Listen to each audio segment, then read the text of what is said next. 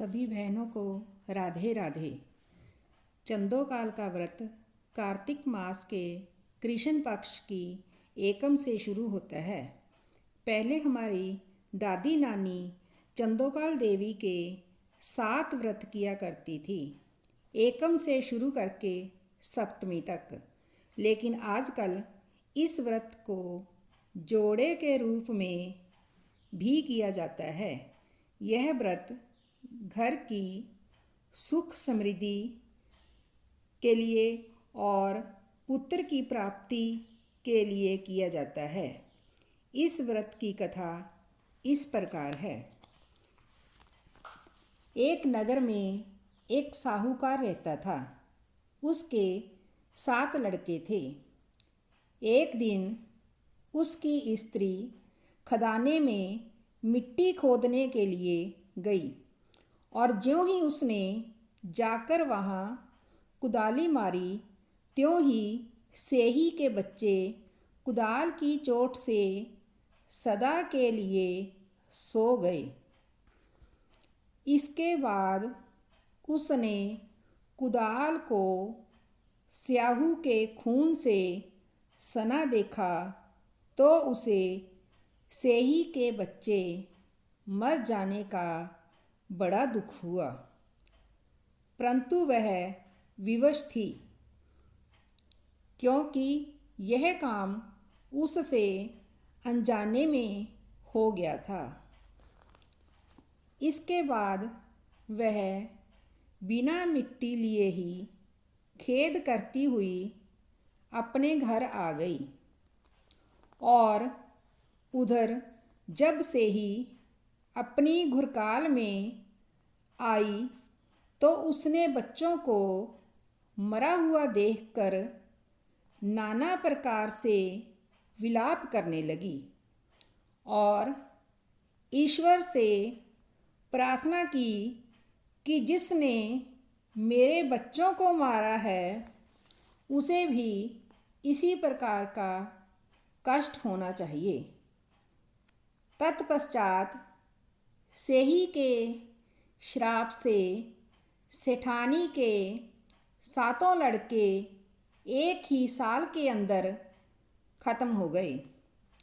इस प्रकार अपने बच्चों को असमय काल के मुंह में समाये जाने पर सेठ सेठानी इतने दुखी हुए कि उन्होंने किसी तीर्थ पर जाकर अपने प्राण गंवा देना उचित समझा। इसके बाद वे घर छोड़कर पैदल ही किसी तीर्थ की ओर चल दिए और खाने की ओर कोई ध्यान न देकर जब तक उनमें थोड़ी भी शक्ति और साहस रहा तब तक वे चलते ही रहे और जब वे पूर्णतया थक गए तो अंत में मूर्छित होकर गिर पड़े।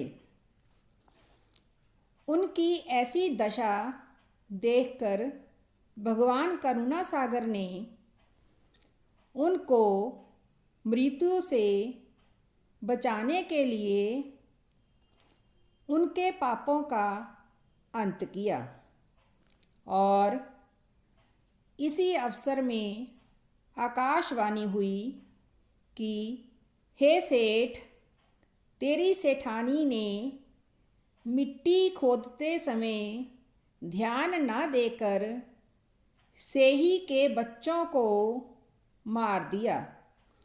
इसके कारण तुम्हें अपने बच्चों का दुख देखना पड़ा।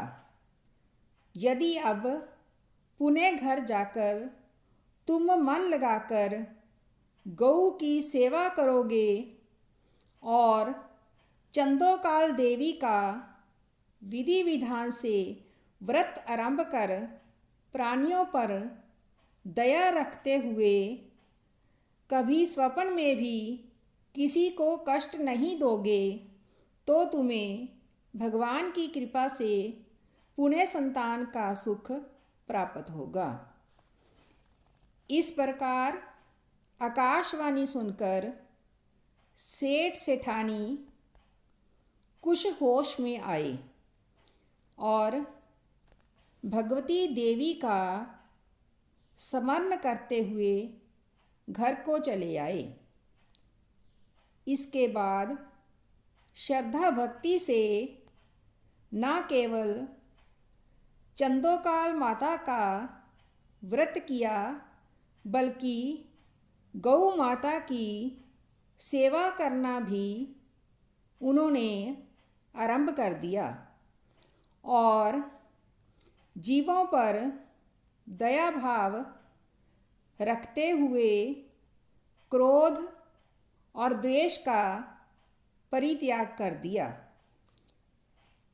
ऐसा करने के पश्चात भगवान की कृपा से वे सेठ सेठानी सातों पुत्रों वाले होकर अगिनत पोत्रों सहित संसार में नाना प्रकार के सुखों को भोग कर स्वर्ग को चले गए।